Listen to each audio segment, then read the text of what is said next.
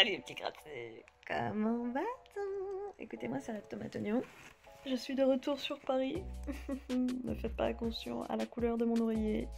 Il fait peur. Mais bon, je suis de retour sur Paris et ça me fait tellement bizarre en fait. Parce que techniquement, je viens de passer un an en Australie, puis quasiment un mois à Paris. Parce que bon, j'ai passé un mois à Paris, mais je n'étais jamais chez moi. J'étais chez mes parents avec les histoires de coronavirus.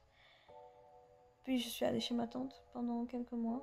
On va dire quasiment 5 mois. Donc maintenant on est en juillet depuis peu. Et ces 3 phases-là m'ont fait comprendre une chose.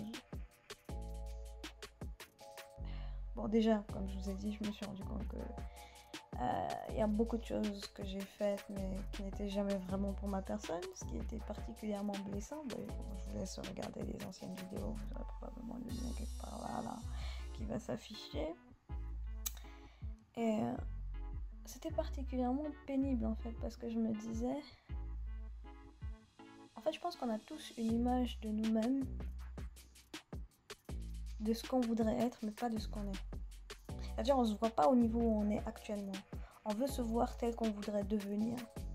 Et du coup, comme on se voit comme on voudrait être au départ, y a des choses qu'on ne perçoit pas de la même façon. Et du coup, parfois, tu vas te prendre 2 ou 3 petites patates, hashtag 2020-2021, qui vont te rappeler qu'en fait, tu es très loin de l'image de toi-même que tu vises. Tu es très loin. Voire même, tu n'as rien fait pour t'en approcher. Et ça, pour ton ego, c'est extrêmement pénible. C'est extrêmement pénible. Et du coup, quand tu arrives à ces stades-là, où tu prends conscience que déjà, tu n'es pas du tout au niveau où tu espérais être, soit à un certain âge, soit au cours de l'année, soit par rapport à un projet en cours que tu es en train de préparer, mais tu te rends compte que quoi qu'il arrive, tu n'es pas au niveau où tu voulais être.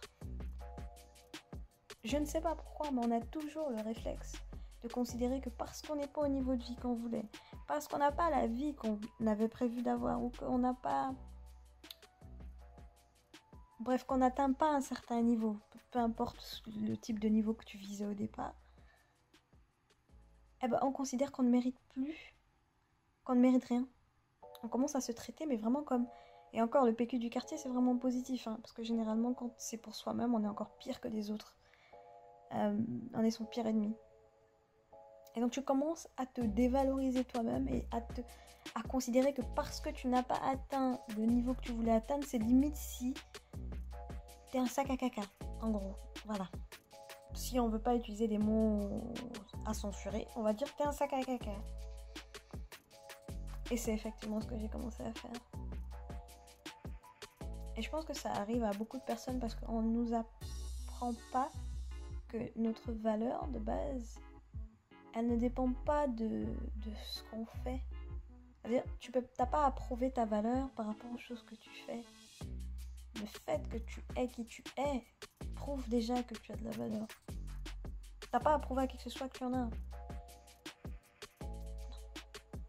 Et ça, c'est une des choses que je suis en train de réapprendre à installer dans mon... c'est pas simple, je vais pas vous mentir, c'est compliqué. Des fois, tu t'oublies, parce que bon, les phrases négatives, elles s'installent très vite. Mais par contre, les phrases positives, faut les répéter pour que ton cerveau accepte que peut-être que c'est vrai. Parce que vraiment, ça, c'est un mystère.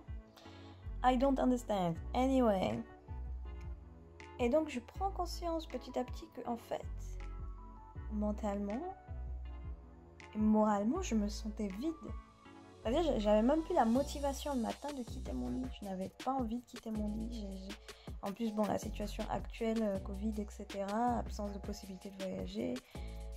Moi, mes projets, au départ, je devais aller en Australie, puis après au Canada, tout est supprimé, bien évidemment, je ne pourrais pas le faire. Je vais devoir recommencer à travailler, mais bon, etc., tu vois, tout un tas de trucs. Le secteur dans lequel je préférais travailler, c'est le secteur de l'accueil et du tourisme. Et bon, on a vu comment ça se passe en ce moment, les histoires d'accueil et de tourisme, ça va pas reprendre tout de suite correctement.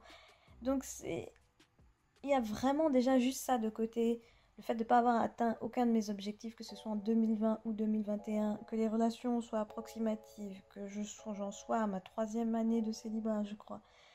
de me rendre compte que la majorité de mes relations amoureuses étaient clairement boiteuses. Tu vois, naturellement, en fait, quand tu tombes dans une abysse, tu vas commencer à faire le bilan, mais sur un axe négatif. Que tu le veuilles ou pas. C'est-à-dire, ton cerveau, là, il est calibré sur négatif et il va te rappeler à quel point tu sens de la nourriture en décomposition. Vraiment, il va te rappeler que toi, si tu commençais à penser que tu avais un peu de valeur, tu n'en as pas. C'est-à-dire, non. Tu n'en as pas. C'est-à-dire, limite, si le cerveau pouvait te faire penser que tu passais après Trump, il te ferait penser que tu passes après Trump. Mais bon, là, c'est à un niveau... Même mon subconscient, il est en mode, bon, faut pas aller dans l'excès non plus. Faut pas aller dans l'excès non plus. Mais bon, anyway. Et donc là, je suis dans une phase où je me retrouve, en fait. Parce que je prends conscience d'une chose. J'ai pris conscience d'une chose, en tout cas, il n'y a pas longtemps. C'est que quand un enfant naît, il n'a rien à faire pour te prouver qu'il a de la valeur. Ou pour mériter l'amour que tu vas lui donner. Il a rien à te prouver, en fait. Il est. Basta. Et juste parce qu'il est, tu l'aimes. Parce qu'il... Voilà. Je parle si c'est ton enfant. Hein. Voilà. Juste parce qu'il est, tu l'aimes. C'est ton enfant. Et ben c'est pareil. Pourquoi est-ce que je devrais prouver que j'ai de la valeur pour pouvoir vouloir le meilleur pour moi-même ou pouvoir avoir des... C'est-à-dire, si la vie était une équation simple, Jean A plus 1 est égal à 2, et logique, avec une justice simple et claire à comprendre, il y a plein de choses qui se passeraient pas sur Terre. Et pourtant, on a vu le genre de choses qui nous tombent dessus. Anyway. Et je trouve que, en fait, c'est le genre de choses que j'aurais voulu qu'on nous apprenne depuis tout petit. Que la valeur qu'on a de soi, ça vient de l'intérieur et pas de l'extérieur. C'est pas le monde extérieur qui doit te montrer que tu as de la valeur, ou tu dois pas penser que tu as de la valeur uniquement à travers le regard des autres. Et ça devrait être quelque chose qu'on devrait apprendre depuis le départ, depuis que tu as 5 ans limite. Après, je sais que c'est aussi le travail des parents, mais bon, si les parents à eux-mêmes, on leur a pas appris ça, comment tu veux qu'ils te l'apprennent? Tu vois, c'est pas tout le monde qui peut avoir le temps même déjà juste de faire du travail sur soi. Et ouais, être parent, c'est un travail à temps plein, que ce soit pour l'éducation de l'enfant et même sur le travail sur soi, c'est pas quelque chose de simple. Et je prends conscience que du coup, j'ai l'impression, parce que du coup, j'ai eu cette phase où je me sentais complètement vide, où je me disais à quoi bon en fait essayer de créer les choses dont je rêve, ou à quoi bon essayer de réaliser les choses que j'ai envie de réaliser, puisque de toutes les façons, bon, voilà, j'étais dans mon cercle négatif, cercle vicieux, négatif plus négatif plus négatif plus négatif. Mais encore une fois, j'avais perdu de vue que le but quand tu fais les choses, au départ, le premier but c'est pour toi-même. T'es pas là pour chercher la satisfaction des autres ou impressionner les autres ou... Non. C'est d'abord le premier objectif, c'est ta propre satisfaction. T'apporter le positif et te sentir bien. Peu importe ce que tu crées, peu importe ce que tu fais, quand tu décides de voyager, Voilà. Le but premier, c'est ta personne, d'abord. Ça peut paraître égoïste pour certains, mais c'est ça. Et si tu ne réfléchis pas comme ça, si tu mets toute ton énergie, tout l'amour de soi, tu l'attends par l'extérieur, ou toutes ces choses-là, tu les attends de l'extérieur, oh mon Dieu, tu vas tellement souffrir. Tu vas tellement souffrir.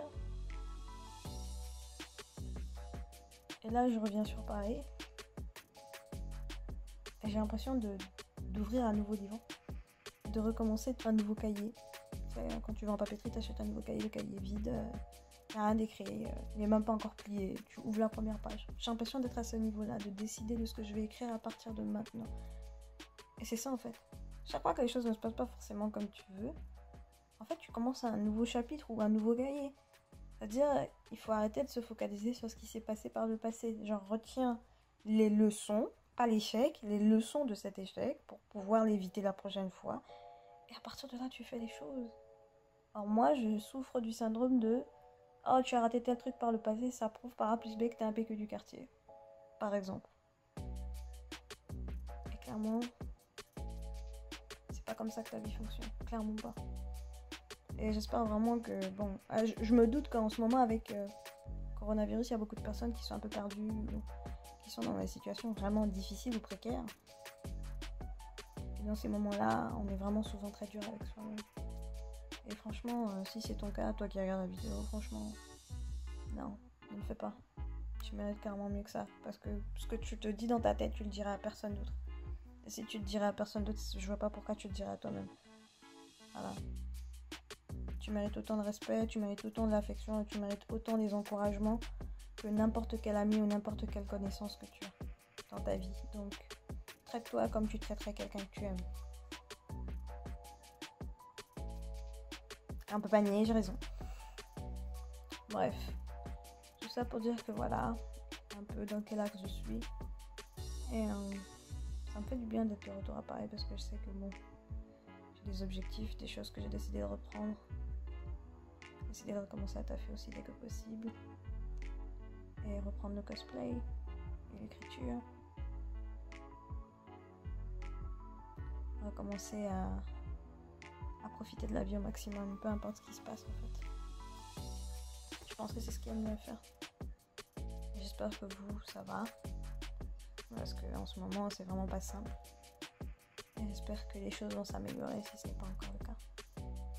Bref, je vais vous laisser là. Je pense que la vidéo est assez longue.